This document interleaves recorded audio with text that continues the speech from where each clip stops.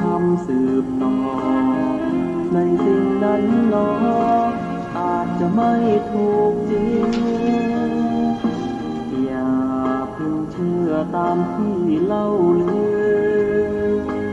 อย่าเชื่อถือตามบทอ้างอิงหากเชื่อโดยนึกเดาผิดยิ่งไม่ควรเอ็นอิง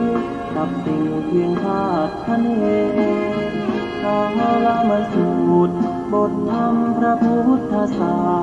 สตร์พระองค์วางวาดหมดจดไม่ให้ไขว้เขวแนวคิดตามเหตุผลปนเปอาจมีโยเยเชื่อไปอาจไม่แน่นอนว่าตรงทฤษฎีของตนเชื่อจนล้นนั้นผิดคำสอนเชื่อรูปลักษณ์นั้นควรสังวรแม้อาจารย์สอน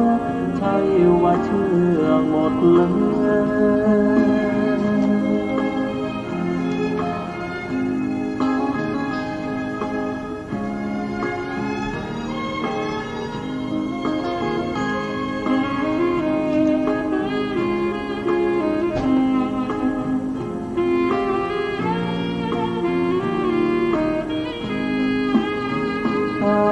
มาสูตรบทธรรมพระพุทธศาสตร์พระองค์วางวาดหมดจดไม่ให้ไขว้เขวแนวคิดตามเหตุผลปนเปอาจมีโยเยเชื่อไปอาจไม่แน่นอนว่าตรงทฤษฎีของตนเชื่อจนล้นนั้นผิดคำสอนเชื่อรูปลักษณ์นั้นควรสังวรแม้อาจารย์สอนใช่ว่าเชื่อหมดเลย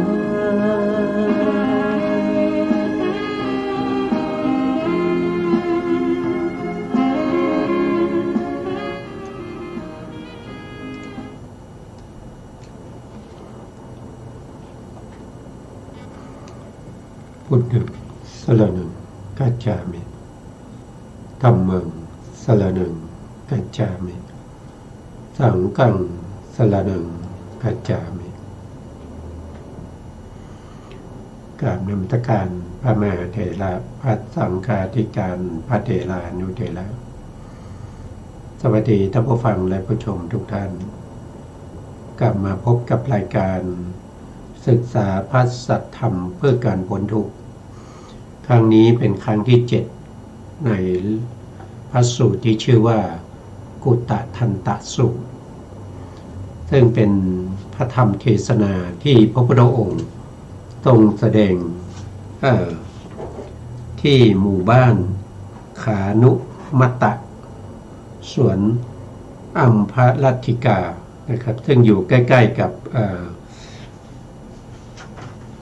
พระราชวังของกุตตทันตะกุตตทันตะนี่เขาเป็นเจ้าเมืองเขาเป็นเจ้าเมือง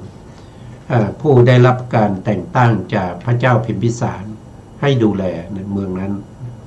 แล้วเขาก็ทำพิธีในการที่จะบูชายัญแต่ไม่รู้เรื่องของการบูชายัญว่าเขาบูชากันยังไงก็ทูลถามพระพุทธองค์พระพุทธองค์ก็ได้ตอบว่าการบูชายัญจะต้องมีองค์8และองค์4บริขาร16ส่วนรายละเอียดนั้นเราก็ได้ศึกษาในพระไตรปิฎกกุตตทันตะสูตรนี้จบไปแล้วตอนนี้เรากำลังศึกษาอยู่ในชุดที่เป็นอรรถกถาของกุตตทันตะสูตรซึ่งการที่เราศึกษาอรรถกถาก็เพื่อให้เราเนี่ยได้เข้าใจเนื้อหาของพระสูตรนั้นๆว่าเป็นมาอย่างไรนะครับแล้วก็มีคำบาลีบางคำที่ท่าน อรรถกถาจารย์ท่านกลัวพวกเราจะไปแปลผิดท่านจึงได้ นำมาลงไว้ในอัตถกถาด้วยนะเพราะฉะนั้นการที่เราศึกษาในอัตถกถาจึงทำให้เราเนี่ยได้เข้าใจพระไตรปิฎกนั้นมากขึ้นว่าเรื่องราวเป็นมาอย่างไรแล้วก็คำศัพท์บาลีแต่ละคำนั้นที่มีความหมายแต่ละอย่างที่แตกต่างกันในที่นี้เขาให้แปลว่าอย่างไรนะครับซึ่งการศึกษาครั้งที่แล้วเนี่ยเราก็มาถึงเรื่องของอัฏฐบริขาร8นะครับที่เราจะศึกษาต่อไปนะครับวันนี้อาจารย์กันดาท่านก็พร้อมแล้วนะครับที่จะ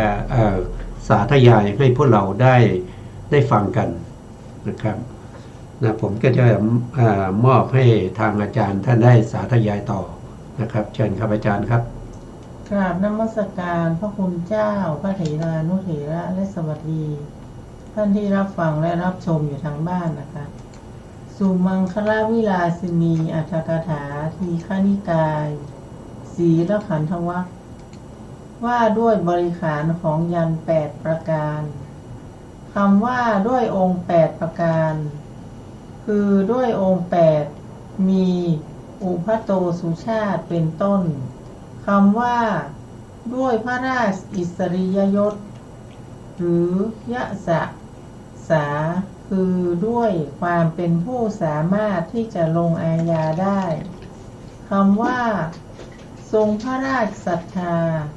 หรือสัทโธคือเชื่อว่าผลของทานมีอยู่คำว่าเป็นทายกหรือทายโกคือเป็นผู้กล้าหาญในการให้อธิบายว่ามิใช่มีแต่ศรัทธาอย่างเดียวยังกล้าบริจาคด้วยคำว่าเป็นทานบดีหรือทานปฏิคือเป็นนายของทานที่ตนให้ไม่เป็นทาสไม่เป็นสหายอธิบายว่าก็ผู้ใดบริโภคของอร่อยด้วยตนเองให้ของไม่อร่อยแก่ผู้อื่นผู้นั้นจัดว่าให้อย่างเป็นทาส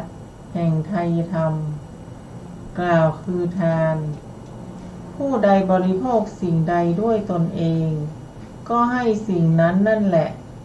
ผู้นั้นจัดว่าเป็นสหายให้ส่วนผู้ใดตนเองยังชีพด้วยกับอาหารตามมีตามเกิดแต่ให้ของอร่อยแก่ผู้อื่นผู้นั้นจัดว่าให้นะเป็นนายให้คือเป็นเจ้าของผู้ยิ่งใหญ่พระเจ้ามหาวิชิตราชนี้ทรงเป็นเช่นนั้นค่ะครับผมอันนี้ก็พูดถึงเรื่องของการให้ทานนะครับ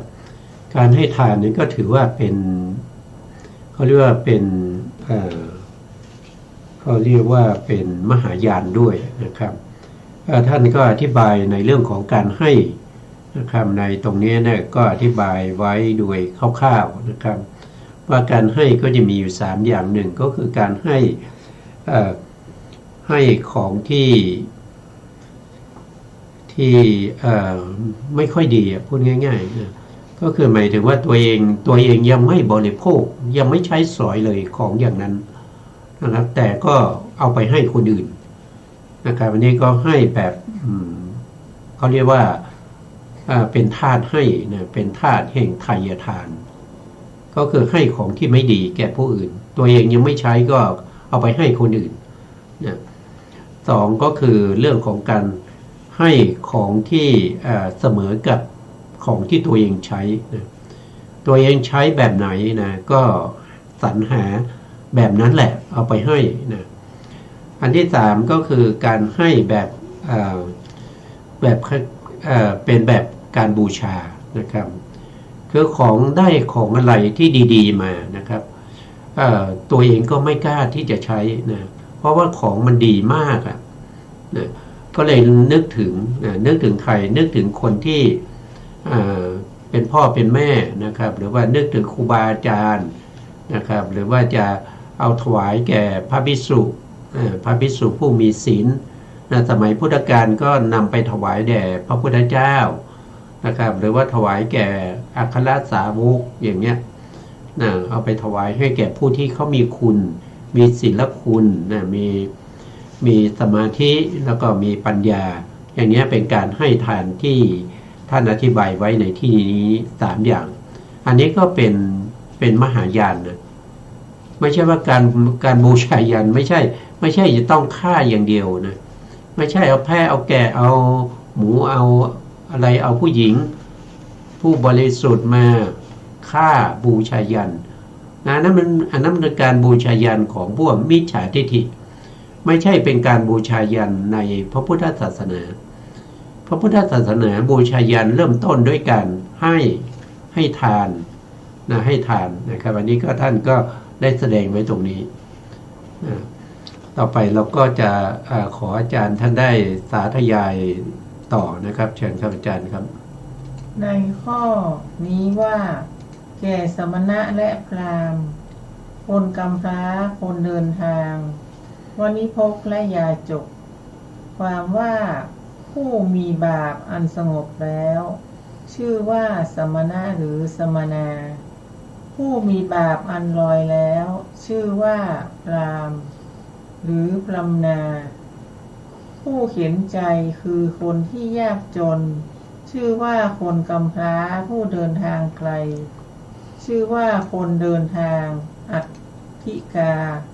ชนเหล่าใดเที่ยวสรรเสริญคุณแห่งทานโดยในเป็นต้นว่าท่านผู้เจริญผู้ให้ทานน่าปรารถนาน่าใคร่น่าพอใจไม่มีโทษตามการอันควรทำจิตให้เลื่อมใสแล้วจงไปสู่พรหมโลกเถิดชนเหล่านั้นชื่อว่าวณิพกหรือวณิพิกาชนเหล่าใดกล่าวคำเป็นต้นว่าขอท่านจงให้สักพ่ายมือหนึ่งเถิด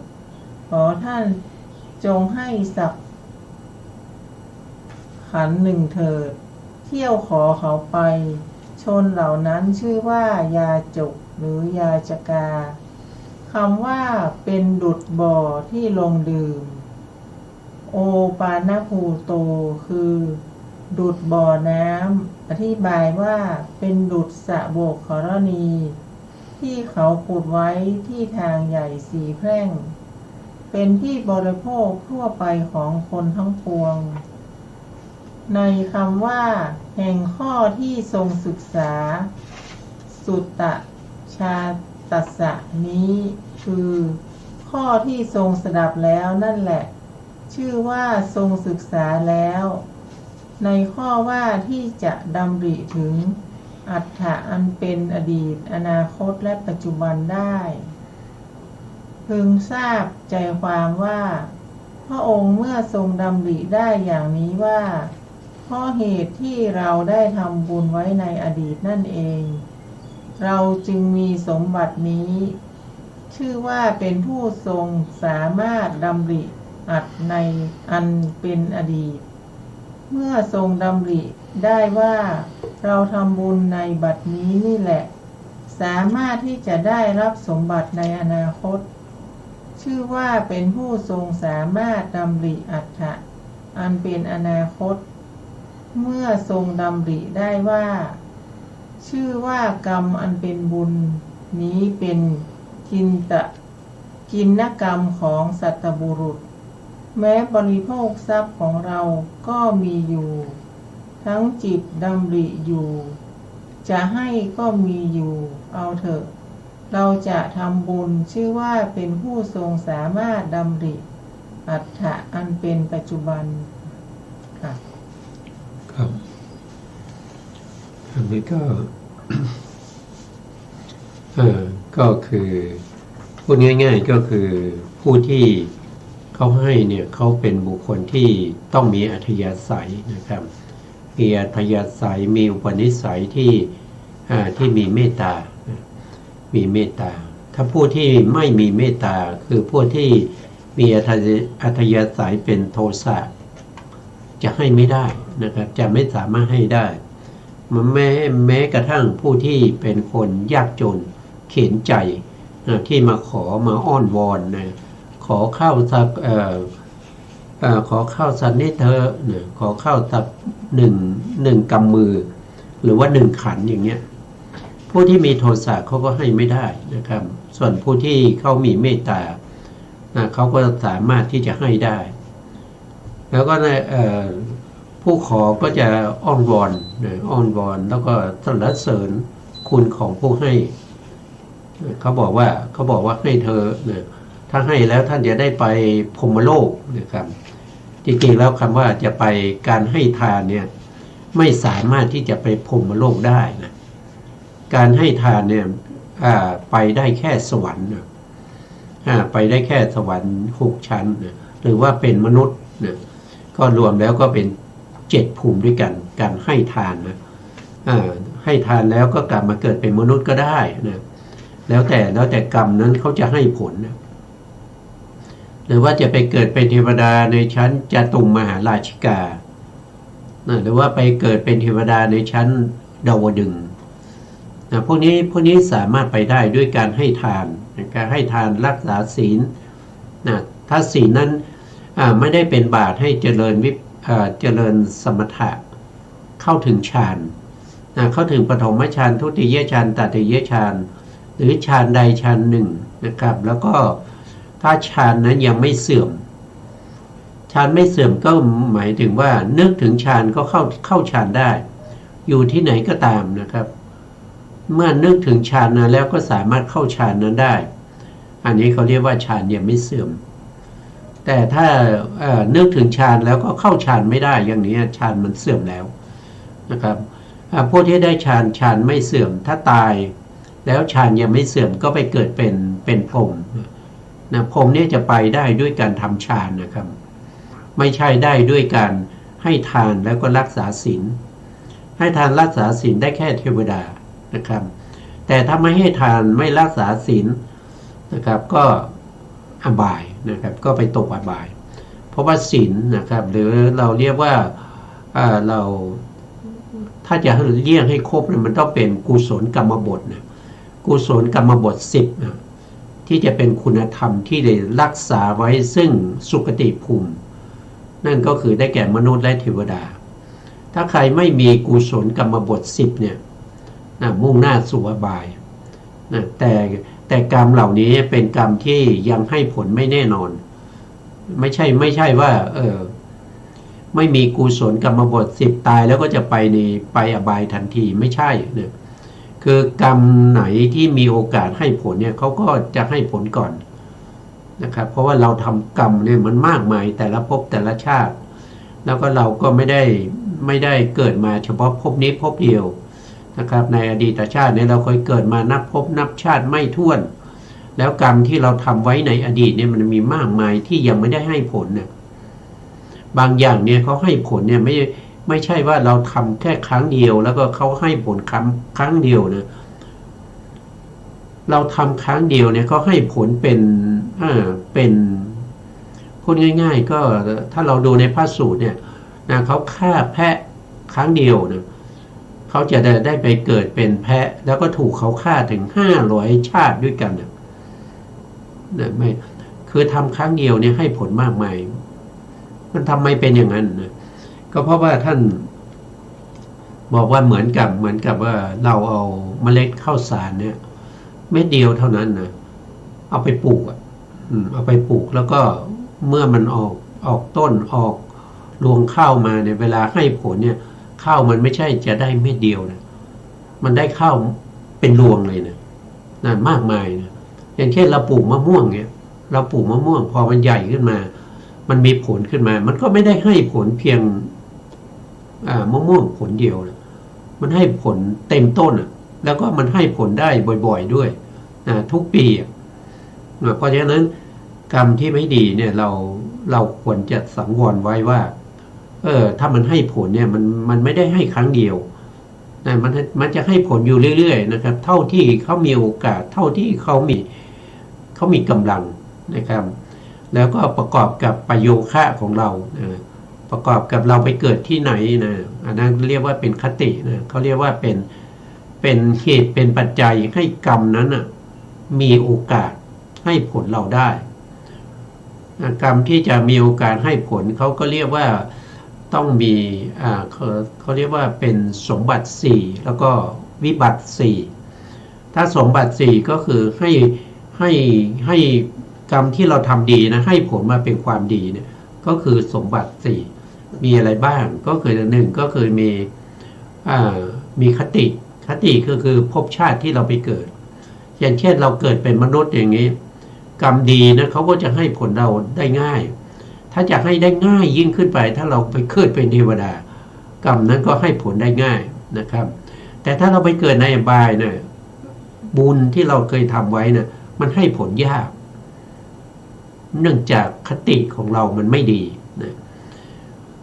นอกจากคติแล้วนะครับก็ยังมีเขาเรียกว่าอุปธินะอุปธิก็คือเกิดมาแล้วอวัยวะเราครบไหมนะครับถ้าอวัยวะเราไม่ครบนะครับกรรมบางอย่างนะครับที่เป็นคุณงามความดีเนี่ยมันก็ถูกห้ามอย่างเช่นเราเกิดมาแขนไม่มีอย่างเงี้ยใช่ไหมแล้วบุญที่เราทำไว้เนี่ยที่จะให้ผลเช่นเราจะได้มีรถยนต์ขับขี่อย่างเงี้ยมันก็ให้ผลไม่ได้เพราะเราไม่มีแขนนะเราไม่มีขาเราไปขับขี่มันไม่ได้นะครับก็อยู่ที่อุปธิอวัยวะเราครบหรือเปล่านะครับอันที่2อันที่3เนี่ยเขาเรียกว่าเป็นกาละนะกาละก็คือยุคสมัยยุคสมัยก็หมายความว่าเป็นยุคสมัยที่เป็นสัมมาทิฏฐิหรือว่าเป็นยุคสมัยที่เป็นมิจฉาทิฏฐิบุญที่เราทำไว้มากมายเราไม่ได้มาเกิดเป็นมนุษย์บุญนั้นบุญที่เราทำไว้ก็จะให้ผลได้แต่เราไปเกิดในกาละที่ไม่ดีก็คือเราไปอยู่ภายใต้ปกครองหรือว่าไปอยู่ในภายใต้อำนาจของบุคคลที่เป็นมิจฉาทิฏฐิอย่างเงี้ยนะครับมีหัวหน้าเป็นมิจฉาทิฏฐิอย่างเงี้ยมิจฉาทิฏฐิก็ต้องเอาคนก็ต้องยังไงก็ต้องชอบคนที่ประจบสภนะครับชอบคนที่ไม่ค่อยทำงานแต่เอาใจเจ้านายเก่งอย่างเงี้ยแล้วเราทำงานเก่งเนี่ยเจ้านายเขาจะมองไม่ค่อยเห็นหรอกนะเขาจะไม่ค่อยให้ผลเราอันนี้คือกาละวิบัตินะและสุดท้ายก็คือประโยคะนะครับข้อที่4ประโยคะก็คือความประพฤติของเรานะครับถ้าเราประพฤติดีนะครับกรรมนั้นก็จะให้ผลได้ง่ายอย่างเช่นเราไปอยู่ภายใต้การปกครองของหัวหน้าที่เป็นมิจฉาทิฏฐิถ้าเราใจเก่งอย่างเงี้ยเราก็จะได้ผลตอบแทนใช่ไหมเพราะว่าอุปนิสัยอัธยาศัยของเราเนี่ยเขาเรียกว่าเป็นประโยคะนะประโยคะความเพียรนะถ้าเราทำทั้งงานแล้วก็เอาใจเจ้านายเก่งด้วยอย่างเงี้ยเราก็จะเจริญก้าวหน้าเพราะเจ้านายเป็นมิจฉาทิฏฐิเขาไม่ได้ดูที่ผลงานแต่เขาจะดูที่ว่าเอาใจเก่งหรือเปล่าเอาใจในที่นี้ก็คือเอาใจเจ้านายนะประจบโสภนะครับก็ขึ้นอยู่กับ4อย่างนี้นะขึ้นอยู่กับ4อย่าง1ก็คือคตินะก็คือภพชาติ2อุปธิก็คืออวัยวะที่มามีครบหรือเปล่านะครับ3ก็คือเรื่องของกาละยุคสมัยนะครับและ4ก็คือประโยคะก็คือความประพฤติอุปนิสัยความเคยชินนะความเพียรที่เราทำอยู่ทุกวันนะพวกนี้จะประกอบกันแล้วก็จะให้ผลกรรมที่เราเคยทำไว้จะให้ผลตามที่เราเป็นอยู่ในภพนี้นะครับไม่ใช่ว่ากรรมอยากจะให้ก็ให้ผลไม่อยากให้ก็ไม่ให้กรรมเขาจะให้ผลได้เขาก็ต้องมีเหตุมีปัจจัยนะครับมีเหตุมีปัจจัยไม่ใช่อยากให้ก็ให้ไม่อยากให้ก็ไม่ให้นะครับทุกสิ่งทุกอย่างเป็นไปตามปัจจัยนะครับเป็นไปตามปัจจัยนะเมื่อมีปัจจัยแล้วผลย่อมเกิดนะครับเป็นไปตามกฎแห่งอิทัปปัจจัยยตานะครับเพราะฉะนั้นสิ่งเหล่านี้เป็นสิ่งที่เราควรพิจารณาไม่ใช่จะมาตีโพตีพายว่าโอ้เราทำดีตลอดทำไมไม่ค่อยได้ผลดีเลยทำดีได้ดีมีที่ไหนทำชั่วได้ดีมีถมไปอย่างเงี้ยมันคือความเข้าใจผิดนะความเข้าใจผิดนะเพราะฉะนั้นเนี่ยเราต้องศึกษาในเรื่องของกรรมนะ ให้เข้าใจด้วยนะครับเรื่องกรรมนี่ก็มีมากมายนะครับไม่ใช่จะมีเฉพาะที่ผมพูดนะกรรมนี่มีถึง16อย่างนะครับแต่ละอย่างก็แตกต่างกันไปนะถ้ามีโอกาสเราก็จะศึกษากันในเรื่องของกรรมนะครับต่อไปครับอาจารย์ครับคำว่าองค์8ประการแม้เหล่านี้อิติอิมานิคือองค์เหล่านี้ตามที่กล่าวมาแล้วอย่างนี้ได้ยินว่ามหาชนจากทุกทิศย่อมเข้าไปหาเพื่อรับทานของบุคคลผู้ถึงพร้อมด้วยองค์8เหล่านี้บางคนคิดเห็นเหตุเป็นต้นอย่างนี้ว่าผู้ที่เกิดไม่ดีแล้วจักให้ทานไปนานสักเท่าไรบัดนี้เองเขาก็เดือดร้อนแล้วจักงดให้ทานเสียแล้วย่อมไม่ใส่ใจและเข้าไปรับทานเพราะฉะนั้นองค์ทั้ง8เหล่านี้ท่านจึงกล่าวว่าเป็นบริขารว่าด้วยบริขารของยัน4อย่างคำว่าผู้รับการบูชาปูชังปักคันหันตานังคือผู้ถือทัพพีให้ทานในที่ที่รับการให้ทานอย่างใหญ่คำว่าด้วยองค์4หรืออิเมหิ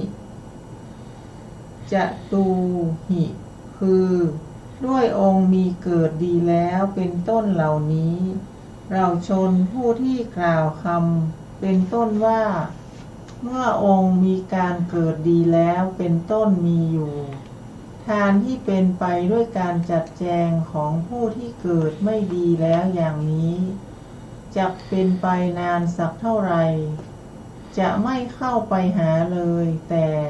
จะเข้าไปหาเพราะไม่มีสิ่งที่จะพึงติเตียนเท่านั้นเพราะเหตุนั้นองค์แม้เหล่านี้ท่านจึงกล่าวว่าเป็นบริขารค่ะครับก็ยังพูดถึงในเรื่องของการให้นะครับซึ่งเ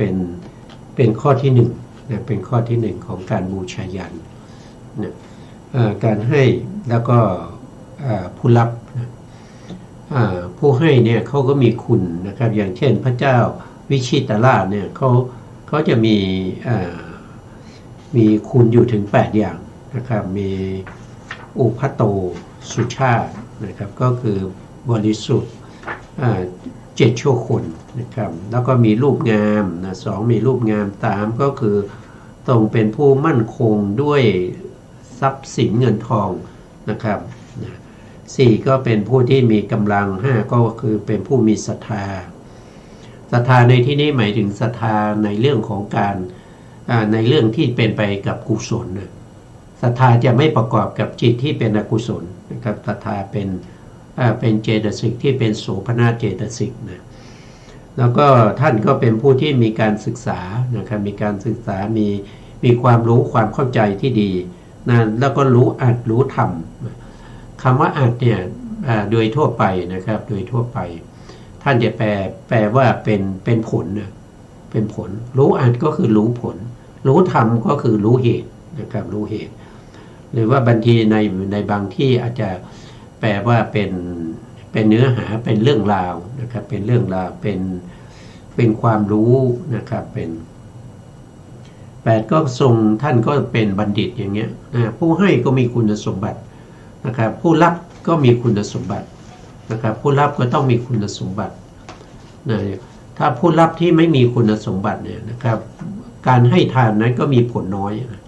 มีผลน้อยมีคุณสมบัติยังไงก็คือมีคุณงามความดีนะครับเป็นผู้ที่มีศีลนะมีสมาธิแล้วก็มีปัญญามีวิมุตติญาณทัศนะนั่นก็คือได้แก่ผู้ที่เขาเป็นพระอริยะนะครับอันนั้นก็เรียกว่าเป็นคุณอย่างนั้นจะได้อานิสงส์เยอะนะถ้าให้แก่คนที่ไม่มีคุณธรรมเนี่ยก็ได้อานิสงส์น้อยนะ แต่ก็ไม่ใช่น้อยแบบเราคิดแต่คือท่านบอกว่านะครับการให้ทานแก่เดรัจฉานเนี่ยมีผลเป็น100 เท่านะถ้าให้ทานแก่บุคคลที่ไม่มีคุณธรรมนอกพระพุทธศาสนาได้ผลเป็น1,000 เท่าแต่ถ้าให้คนที่มีศีลแต่เป็นนอกพระพุทธศาสนานี้มีคุณนับไม่ไหวเหมือนกันนะมีคุณมากนะแล้วก็ให้ผลแก่ให้ทานแก่บุคคลที่ปฏิบัติเพื่อความเป็นโสดาบันเนี่ยก็ยิ่งสูงกว่าบุคคลที่มีศีลแต่อยู่นอกพระพุทธศาสนาคือศีลเขาเนี่ยไม่ได้เป็นไปเพื่อวิปัสสนานะครับไม่ได้เป็นไปเพื่อความหลุดพ้นอันนั้นจะเป็นจะให้ผลได้น้อยกว่าบุคคลที่กำลังปฏิบัติเพื่อความเป็นโสดาบันเพราะว่ายังไม่ได้เป็นโสดาบันก็ให้ผลมากมายเหลือเกินนะครับไม่หวั่นไม่ไหวเนี่ยนำไปเป็นกฎๆนะครับที่ในพระสูตรที่ท่านได้กล่าวไว้นะครับแล้วก็ให้ทานแก่โสดาบันอย่างนี้นะครับให้ทานแก่โสดาบันที่ปฏิบัติเพื่อความเป็นสกทาคามีก็จะมีระดับของการรับทานของผู้ที่มารับเนี่ยคุณธรรมมันไม่เหมือนกันนะครับผู้ให้มีคุณธรรมผู้รับก็มีคุณธรรมผลที่ได้ก็ยิ่งใหญ่นะยิ่งใหญ่นะซึ่งสิ่งเหล่านี้มันก็เกี่ยวกับเรื่องของเหตุและเรื่องของผลนะครับเรื่องของเหตุและเรื่องของผลเรื่องของกรรมนะเรื่องของกรรมการให้ผลต่างๆนะครับต่อไปเราก็ฟังอาจารย์ท่านจะได้สาธยายต่อนะครับผมเชิญครับอาจารย์ครับข้อว่าได้แสดงยันวิธี3 ประการติสโสวิทาเทเสสิคือแสดงการตั้งมั่น3 อย่างได้ยินว่าเขาคิดว่าธรรมดาผู้ให้ทานอยู่ย่อมหวั่นไหวในฐานะ3 อย่างใดอย่างหนึ่งเอาเถอะเราจะกระทำพระราชานี้มิให้ทรงหวั่นไหวในฐานะเหล่านี้ก่อนอื่นใดทีเดียวดังนี้แล้วจึงแสดงยันวิธี3 อย่างแก่พระราชานั้นคำนี้ว่าโสโพโตรันโยเป็นฉัตรถีวิภัตติลงในอัตตติยาวิภัตอีกในหนึ่งบาลีว่าโพตารัญญาดังนี้ก็มี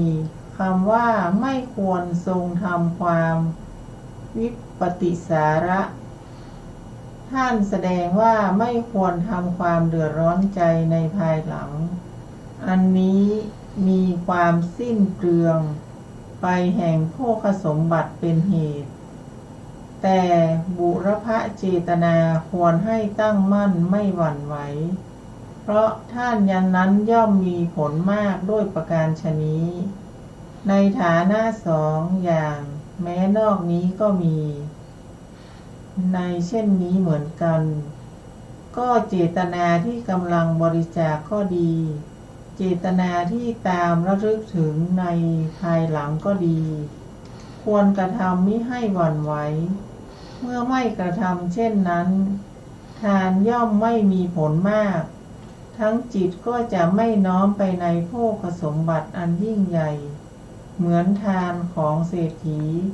คฤหบดีผู้ไปเกิดในมหาโร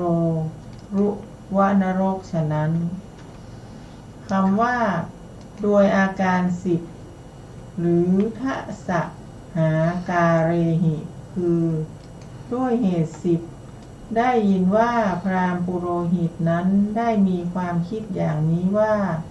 ถ้าพระราชานี้ทรงเห็นผู้ทุศีลแล้วคิดว่าทานของเราที่คนทุศีลเห็นปานนี้บริโภคจับฉิบหายแน่แม้ในคนผู้มีศีลพระองค์ก็จะให้เกิดความวิป ปฏิสาระได้ทานก็จะไม่มีผลมากอันความวิปฏิสาระจะเกิดขึ้นแก่พวกทายกได้เพราะปฏิฆาหกโดยแท้เอาเถอะเราจะบรรเทาความวิปฏิสาระนั้นของพระองค์เป็นอันดับแรกทีเดียวเพราะฉะนั้นเขาจึงบรรเทาความวิปฏิสาระแม้ในตัวปฏิฆาหกที่ควรจะตัดให้ขาดด้วยอาการ10 อย่างคำว่าเพราะกรรมของเขาเองท่านแสดงว่าผลไม่พึงปรารถนาเพราะบาปนั้นจักมีแก่เขาเหล่านั้นเท่านั้นจักไม่มีแก่คนอื่นคำว่าทรงบูชายะชะตังพระวังแปลว่าขอพระองค์จงพระราชทานเถิดคำว่าทรงบริจาคแปลว่าขอจงทรงเสียสละเถิดคำว่าอันตรังแปลว่าในภายในครับผมครับการที่เราให้เนี่ยสิ่งที่สำคัญนั่นก็คือใจของเราในที่นี้ท่านได้อธิบายไว้เนี่ยท่านได้อธิบายไว้ว่าผู้ที่ให้เนี่ยจะต้องประกอบด้วยองค์3นั้นก็คือได้แก่บุพพเจตนาก็คือก่อนที่เราจะให้ทาน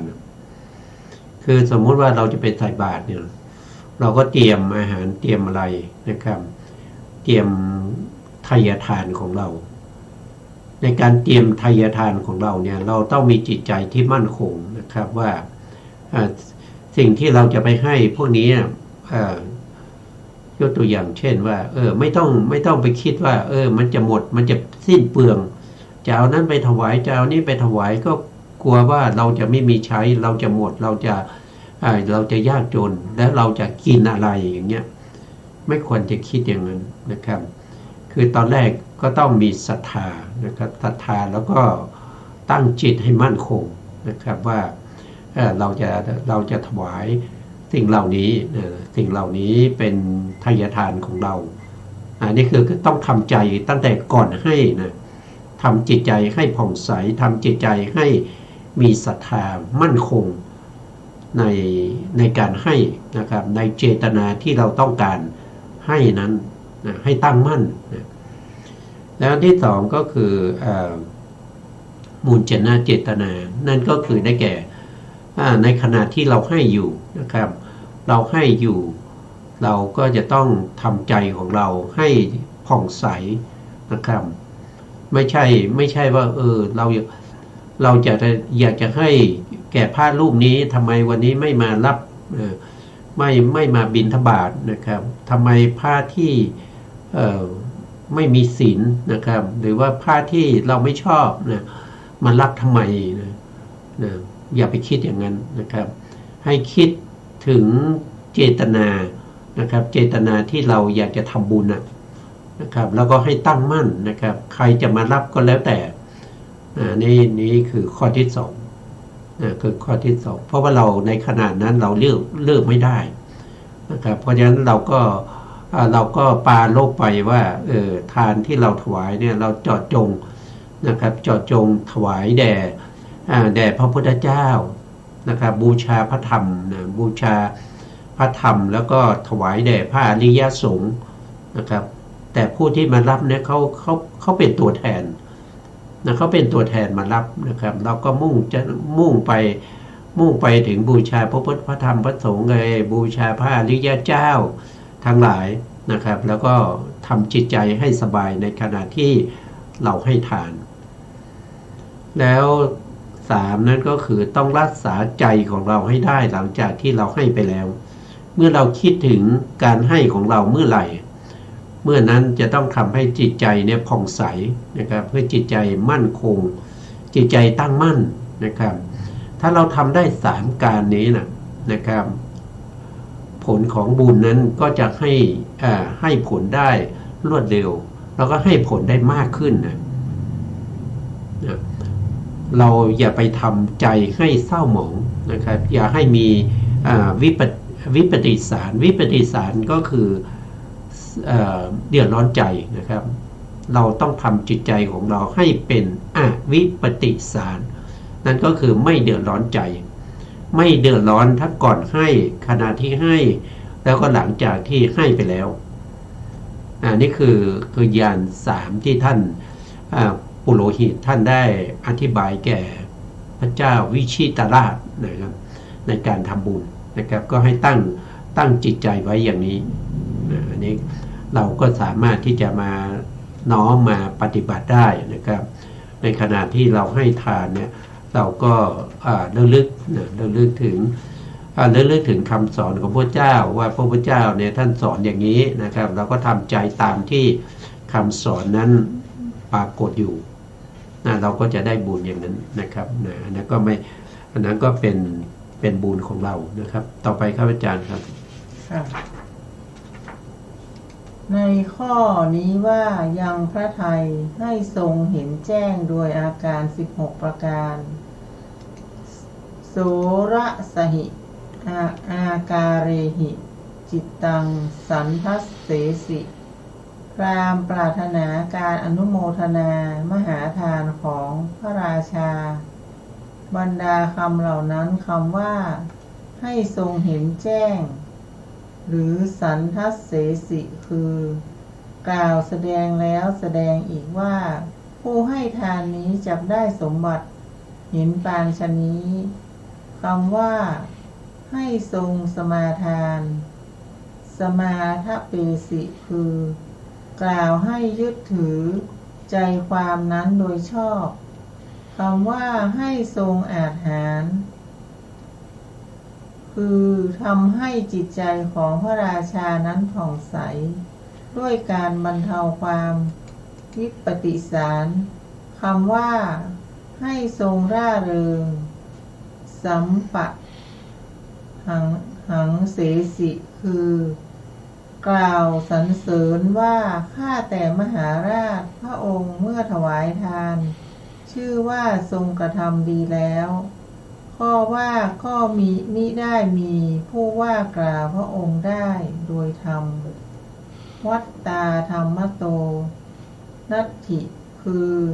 ไม่มีผู้กล่าวโดยธรรมคือโดยชอบได้แก่โดยเหตุข้อว่าไม่ต้องตัดต้นไม้มาทำเป็นหลักยันไม่ต้องเกี่ยวหญ้าคามาเพื่อเบียดเบียนสัตว์อื่นๆพราหมณ์แสดงว่าชนเหล่าใดให้ตั้งเสาใหญ่ที่มีชื่อว่าเสายันแล้วเขียนชื่อว่าพระราชาโน้นอมาตย์โน้นพราหมณ์โน้นย่อมบูชามหายันเห็นปานนี้แล้วตั้งไว้และเกี่ยวหญ้าคามาวงล้อมศาลายันโดยรวบรวมเป็นเหมือนละเมาะป่าหรือลาดบนพื้นดินชนแม้เหล่านั้นมิได้ตัดต้นไม้มิได้เกี่ยวหญ้าคา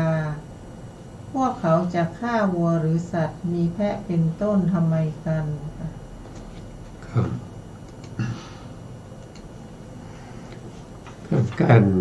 การทำการบูชายันแบบนี้เป็นการบูชายันของคนที่เขาเป็นสัมมาทิฏฐิไม่ใช่เป็นมิจฉาทิฏฐิ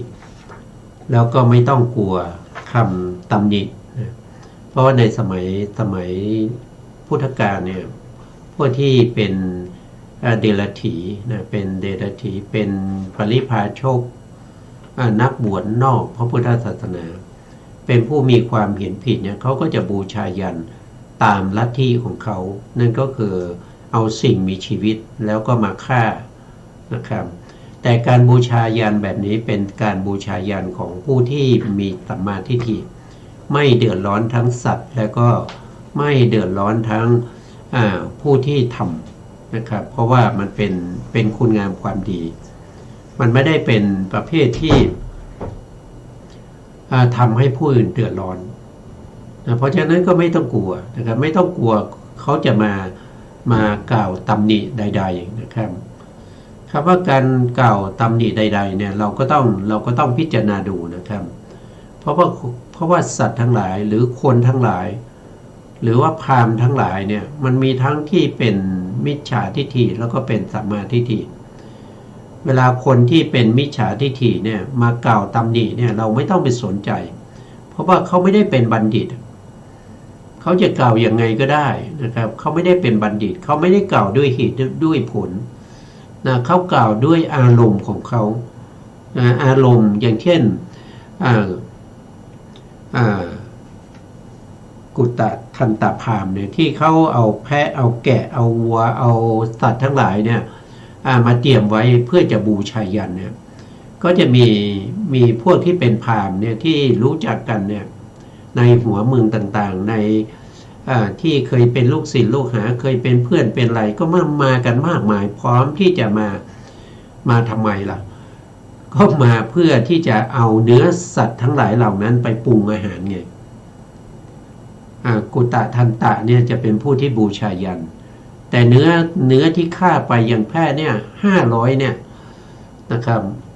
ถ้าไม่แจกจ่ายให้แก่คนทั้งหลายแล้วมันก็ยังไงมันก็จะเน่าเปื่อยไปนะครับเพราะฉะนั้นพวกนั้นเขาก็มารออยู่แล้วเนี่ยเขาก็มารออยู่แล้วเพื่อจะกินเนื้อนะครับที่พราหมณ์ท่านได้บูชายันนะซึ่งการบูชายันอย่างนั้นมันเป็นมิจฉาทิฏฐิถามว่าเวลาทำไปแล้วฆ่าแพะไป500ตัวนะครับและกรรมนั้นจะไปตกอยู่ใครกับใครก็คือคนทำนั่นแหละนะคนทำก็คือเจ้าของยันก็คือกุตตะทันตพราหมณ์นะจะต้องรับโทษที่ไหนก็ต้องไปนรกก่อนก็ไปนรกก่อนเนื่องจากบูชายันแบบมิจฉาทิฏฐิบูชายันแบบไม่รู้นะบูชายันแบบไม่รู้แล้วก็ผู้ที่จะรับผลของกรรมนั้นก็คือต่อมานะครับก็คือผู้ที่สนับสนุน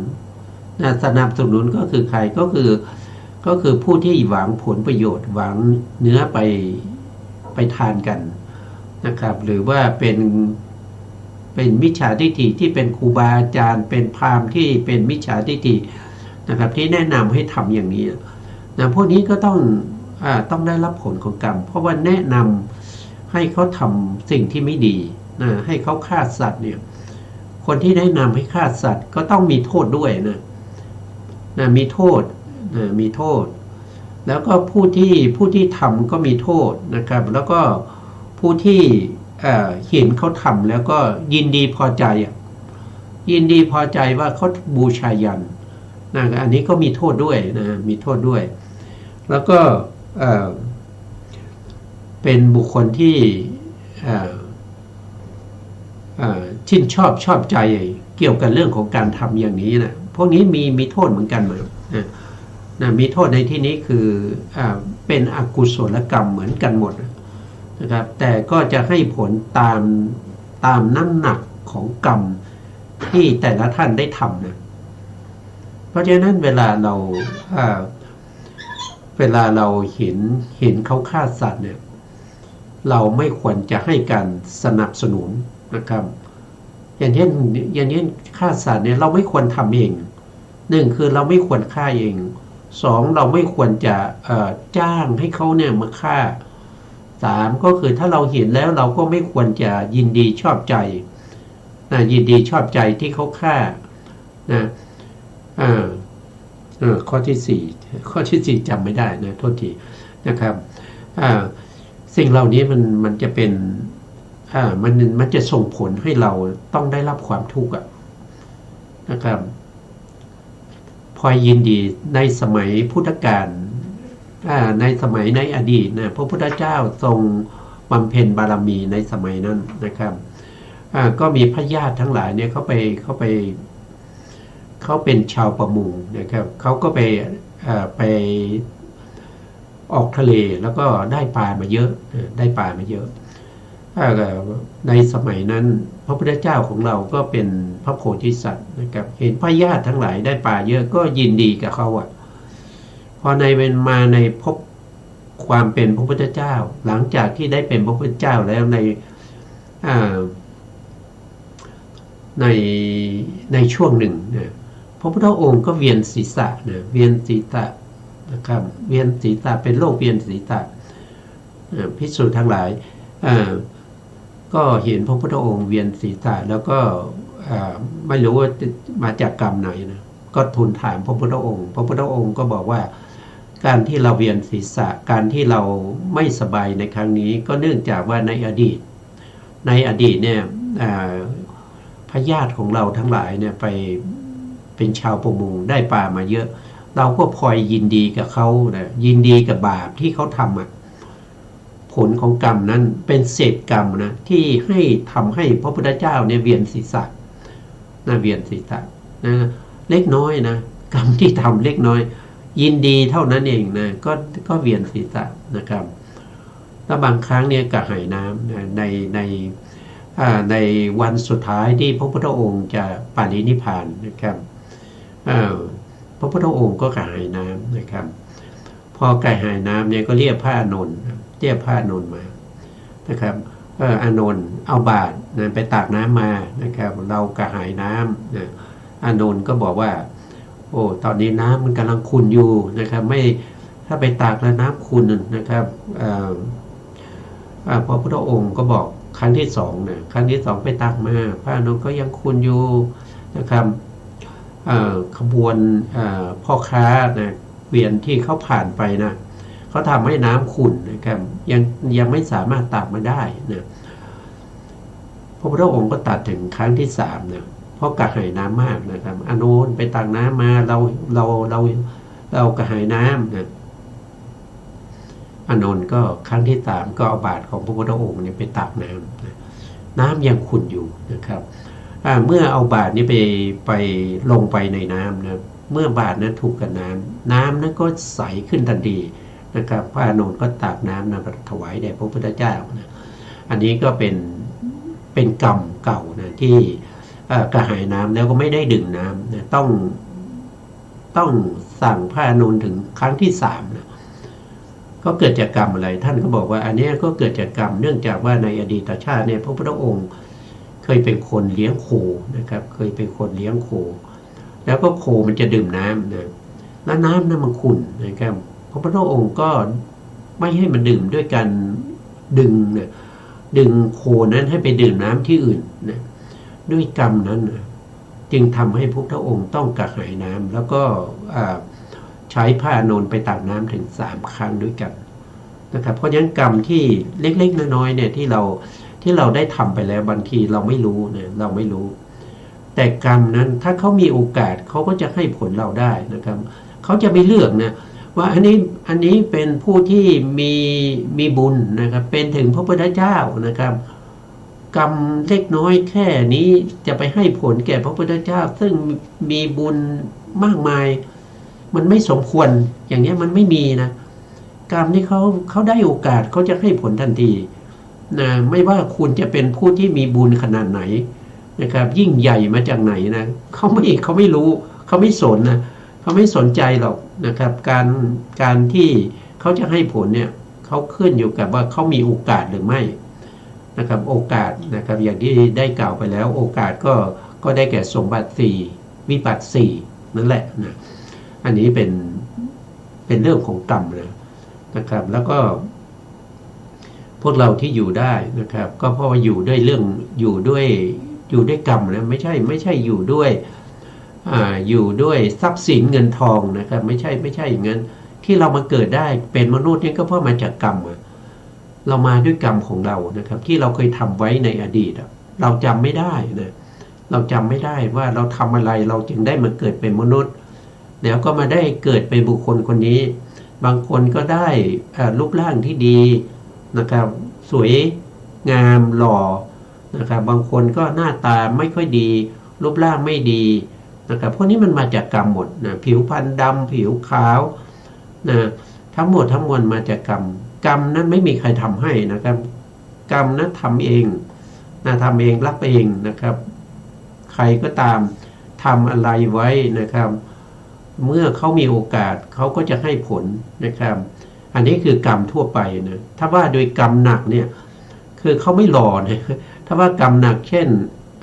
อนันตริยกรรมนะปัญจานันตริยกรรมก็คือฆ่าพ่อฆ่าแม่ฆ่าพระอรหันต์ทำพระพุทธเจ้าห่อพระโลหิตและทำให้สงฆ์แตกกันเนี่ยนะครับพวกนี้เป็นเขาเรียกว่าเป็นกรรมหนักเป็นคุลุกรรมนะถ้าเราตายปุ๊บเนี่ยนะครับเราต้องไปเกิดในมหาเวจีนรกทันทีแล้วเพราะว่าไม่มีกรรมอื่นห้ามได้กรรมนี้มันเป็นกรรมที่หนักนะเขาจะให้ผลในดำดับแห่งจุตินะแล้วปฏิสนธิก็ไปปฏิสนธิในนรกแล้วก็ถูกทรมานอยู่ในนรกตั้งแต่บัดนั้นจนกว่ากรรมนั้นจะหมดนะครับอันนี้เรียกว่าเป็นกรรมที่ให้ผลแน่นอนและที่สำคัญนั้นก็คือได้แก่ความคิดความเห็นเนี่ยความคิดความเห็นเนี่ยให้ผลก่อนปัญจนันตริยกรรมหนักกว่าการฆ่าพ่อฆ่าแม่นะฆ่าพระอรหันต์ฆ่าทำพระพุทธเจ้าให้ห่อพระโลหิตทำสงฆ์แตกกันนะครับนั่นก็คือได้แก่เขาเรียกว่าเป็นนิยตมิจฉาทิฏฐิ3ก็คือเป็นบุคคลที่มีความเห็นผิดที่แก้ไขไม่ได้เช่นอเหตุกะทิฏฐิเนี่ยเป็นบุคคลที่มีความเห็นว่าไม่มีเหตุนะครับทำอะไรก็ทำไปไม่เป็นเหตุนะไม่เป็นเหตุให้ต้องได้รับความทุกข์เนี่ยนะครับแล้วก็มีอากิริยทิฏฐิก็คือเป็นแต่การกระทำไม่มีผลนะแล้วก็นัตถิกะทิฏฐิก็คือไม่มีผลนะไม่มีผลนะรายละเอียดเราก็พูดต่อไม่ได้แล้วนะครับเพราะว่าเป็นเวลาเราหมดแล้วนะอาจารย์ครับเวลาหมดแล้วนะเพราะฉะนั้นเราก็ขึ้นเวลาให้ทางสถานีนะครับแล้วก็เราก็จะมาพบกันใหม่ในครั้งต่อไปนะครับวันนี้เวลาเราหมดแล้วนะครับสุดท้ายนี้ก็ขอกราบขอบพระคุณพระครูสมุทรวิสุวัฒน์วรกิจโจผู้อำนวยการสถานีวิทยุเพื่อการศึกษาพระพุทธศาสนาและวัฒนธรรม FM 104.5 เมกะเฮิรตซ์วัดไฟหินจังหวัดเชียงใหม่และขอกราบขอบพระคุณพระครูปริยัติยานุตาขอบคุณท่านผู้การธนเดชะแล้วก็ขอบคุณท่านผู้ฟังและผู้ชมทุกท่านนะครับที่ให้เกียรติติดตามในรายการศึกษาพระสัทธรรมเพื่อการพ้นทุกข์พบกันใหม่ในครั้งต่อไปครับสวัสดีครับสวัสดีค่ะ